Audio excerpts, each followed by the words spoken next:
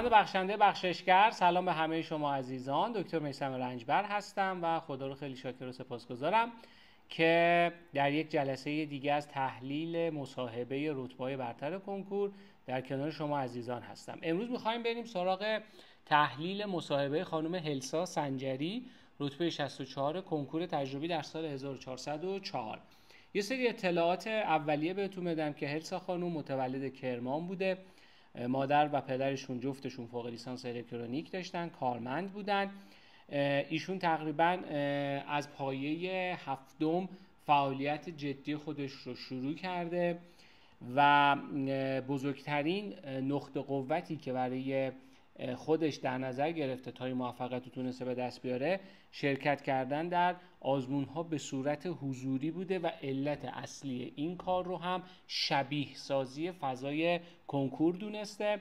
در کنارش سوال پرسیده مصاحبه کننده که آیا تو آزمون ها شده غیبت داشته باشی؟ گفته که نه، من همه آزمون ها رو به صورت منظم شرکت میکردم چون مهمترین رکن موفقیتم نظم و پیوستگی بوده. پس بچه هایی که دنبال این هستید که نتیجه بگیرید، همونطوری که قبلا گفتم ما توی NLP میگیم اگر میخواید شما هم موفقیتی که دیگران کسب کردن رو به دست بیارید، کافی هستش که مثل اونها فکر کنید، مثل اونها رفتار کنید و مثل اونها عمل بکنید.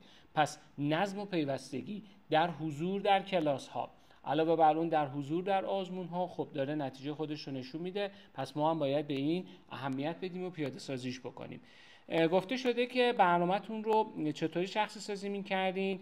گفته که همیشه سعی می‌کردم با پیشخوانی از برنامه آزمون و برنامه مدرسه جلوتر حرکت بکنم که تو دوره جنبندی با کمبود وقت مواجه نشم. ما یه اصلی داریم توی مطالعه که بهش میگن پریویو یا پیشنگاه.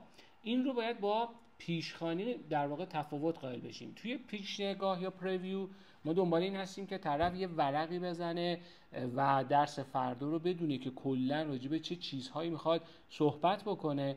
اما ما توی میشه گفت پری استادی یا قبل مطالعه در واقع خودمون میشینیم با استفاده از منابعی که داریم، ویدیوهایی که داریم، خودمون میشینیم مبحث رو میخونیم، آماده میریم سر کلاس و عملا کلاس ها برای ما حالت رفع اشکال پیدا میکنه، نه حالت آموزش اصلی که این اصل رو ایشون به خوبی پیاده میکرده. گفته که تحلیل آزمون هاتون رو چطوری انجام میدادید و آیا همه سوالاتتون رو تحلیل میکردید یا فقط سوالات غلط یا بدون پاسخ رو، که میگه من بلافاصله بعد از آزمون همون عصر تحلیل آزمون رو انجام میدادم و در همه درس ها سوالات اشتباه و نزدم رو بررسی میکردم. اما تو درس مثل زیست شناسی سوالات شکدار و سوالات چند موردی رو هم بررسی میکردم.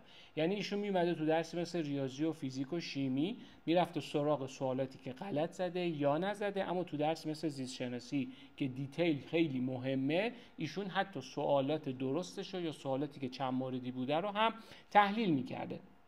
مصاحبه کننده ازش پرسیده که کدوم درس و نقطه قوت شما بوده و روش مطالعه این درساتون چطوری بوده.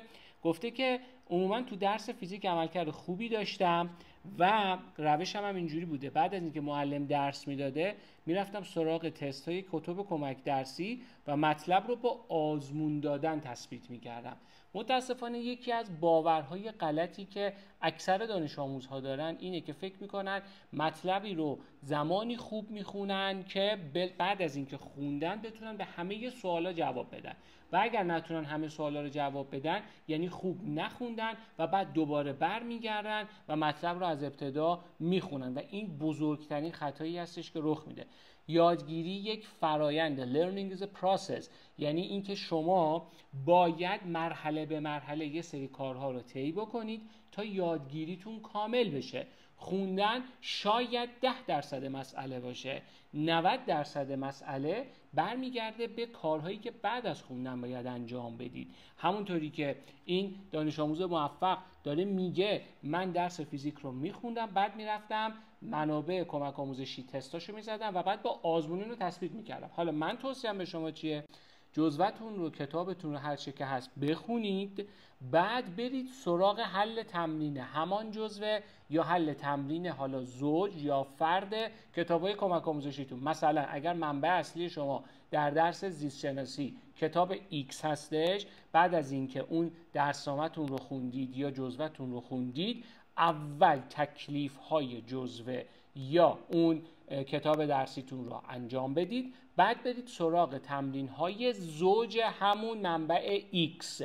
زوج منبع X رو همون روز بزنید و بین 2 تا 3 روز بعد سوالات فرد منبع X رو جواب بدید. در پایان هفته اگر منبع دیگه ای داشتید، حتما سوالات اون منبع رو باز به صورت زوج یا فرد جواب بدید. اما اگر منبع دیگه ای نداشتید، من به شما توصیه میکنم که تست هایی که از همون منبع X زدید رو دوباره تکرار کنید. یادتون باشه دانش آموزی که یک تست رو 3 بار میزنه خیلی بهتر از دانش آموزی که 3 تست رو 1 بار میزنه عمل میکنه. مصاحبه کننده پرسیده که آیا تو کلاس مدرسه شرکت میکردین؟ میگفتش که بله به صورت کامل شرکت میکردم و مدرسه در قوی کردن پایه درسی و ایجاد انگیزه به من خیلی کمک میکرد. این که خیلی از بچه‌ها فکر میکنن من سر این کلاسه برم چیزی یاد نمیگیرم یا مثلا کمتر یاد میگیرم پس نرم، من اون تایم رو میتونم بهتر ازش استفاده بکنم، عملا توسط رتبه 46 انجام نشده. ایشون میگه من میرفتم مدرسه برای اینکه بتونم انگیزه خودم رو بودن در جمع دانش آموزای دیگر رو، دیدن معلمام، سوالات و مسائلی که برای من شاید قابل حل نبوده، با کمک گرفتن از دانش آموزانی که نتایج بهتر میگرفتن یا معلم ها میتونستم راحت‌تر رفع رجوعشون بکنم.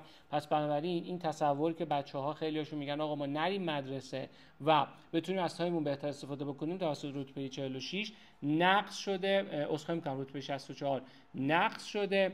بعد گفته دفتر برنامه‌ریزی داشتی؟ میگه بله دفتر برنامه‌ریزی داشتم و خیلی به نظم من کمک میکرد. خیلی از بچه‌ها همونطوری که تو مصاحبه قبلی گفتم اصلا دفتر برنامه‌ریزی رو انگار یه وسیله میدونن برای اینکه فقط به مشاور نشون بدن که مشاور بهشون گیر نده، در حالی که تمامی رتبه‌های برتر فعالیت‌های روزانه‌شون رو ثبت می‌کردن و این ثبت فعالیت باعث می‌شد که نقاط ضعف و قوت برنامه‌هاشون رو پیدا بکنن و توی هفته بعدی و برنامه‌ریزی بعدی اون رو جبران بکنن. حتما از دفتر برنامه‌ریزی استفاده بکنید، ثبت بکنید داده‌هاتون رو و کمک بکنه بهتون این دفتر قطعاً روند رو به سود خودتون رو پیدا بکنید.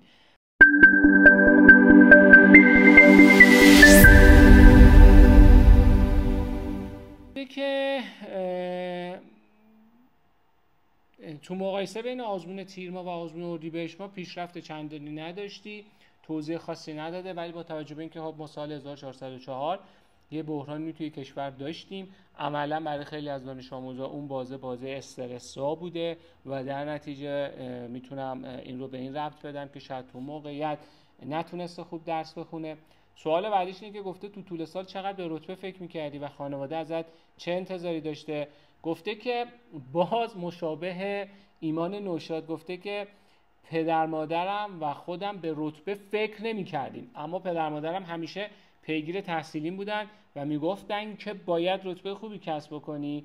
من با تلاش تونستم افزایش تراز داشته باشم و به همین دلیل تونستم رتبه خوبی کسب کنم. یعنی رتبه 64 ما داره میگه که من به رتبه فکر نمی کردم. به چی فکر می کردم؟ به ترازم. یعنی اگر این آزمون تراز می آوردم مثلا 6 و 500، هدف بعدی این بود که برم مثلا بگیرم 6 و 700. به این فکر نمی کردم که وای با 6 و 500 رتبه زیر 1000 نمیشه، وای دیگه به آرزوات نمیرسی، وای فلان نمیشه، وای اینجوری میشه. به این فکر نمی کردم. میگفتم این آزمون شدم 6 و 500، آزمون بعدی مثلا میشم 6 و 700 و همینطوری تو هر آزمون که کسی بتونه 200 تا 200 تا 100 تا 100 تا پیشرفت بکنه، 10 مرحله آزمون بده خودش 1000 تا پیشرفت تراز داره و در نتیجه میبینه که بعد از اون توی کنکور به راحتی به خواستش رسیده. خیلی از شما مدام اون نقطه پایانی رو تجسم میکنید و فکر میکنید با وضعیت امروزتون در نتیجه به اون نقطه پایانی نمیرسید و ناامید میشید، در حالی که همونطوری که گفتم learning is a process, success is a process. یعنی موفقیت هم یک فراینده. یعنی شما مرحله به مرحله خودتون رو به خواستتون نزدیک میکنید و هیچ کسی نبوده که با یک اقدام، با یک حرکت یک موفقیت بلند مدت رو داشته باشه. اصلا اینجوری نبوده. ما یه سری اقدامات انجام میدیم، اون اقدامات یه سری نتایج به ما میده، ایراداتی داشتیم که اون نتیجه دلخواهمون نبوده، باید بریم سراغ اون ایرادات، بخشی از اون ایرادات رو میتونیم رفع بکنیم، نتیجه‌مون یکم پیشرفت میکنه، دوباره آزمون بعدی همین پروسه رو تکرار میکنیم و وقتی که تو تمرکزت روی پیشرفت ترازت باشه، یهو به خودت میای میبینی که به اون هدف دلخواهت هم رسیدی، همونطوری که رتبه 64 خانم هلسا بهش عمل کرده و به خواستش هم رسیده. بعد گفته که توی تابستون 10 و 11 رو بیشتر جمع‌بندی می‌کردم، حتی پیشخوانی 12 رو هم انجام دادم و از طرف دیگه گفته که من سعی می‌کردم که توی تابستون برنامه کاریم رو بذارم رو پایه 10 و پیشخوانی 12 و بعد از اون برم سراغ پایه 11 و بعد 12. ببین بچه‌ها، خیلی از دانش آموزا میان از من میپرسن که من الان عقب افتادم، من الان پایه‌مو کامل نخوندم و انتظار دارن که مثلا تو 2 هفته آینده همه پایه رو بخونن، همه 12 رو بخونن، در حالی که این کار شدنی نیست. شدنی هم باشه کیفیت نداره. باید چیکار بکنید؟ باید بیاید اون حجم کار رو به کارهای کوچیک‌تر تقسیم کنید. مثلا همینطوری که رتبه 64 اومده، اول تمرکز گذاشته رو پایه 10 و شروع پایه 12، بعد که 10 رو تموم کرده پایه 11 رو شروع کرده و 12 هم ادامه داده و عملا تا عید 10 و 11 رو تموم کرده و بعد از عید عملا مطمئن باشید که هم 10 هم 11 و هم 12 رو در سیکل دوره قرار داده. مصاحبه کننده پرسیده که فکر می‌کردی همچین رتبه‌ای کسب بکنی؟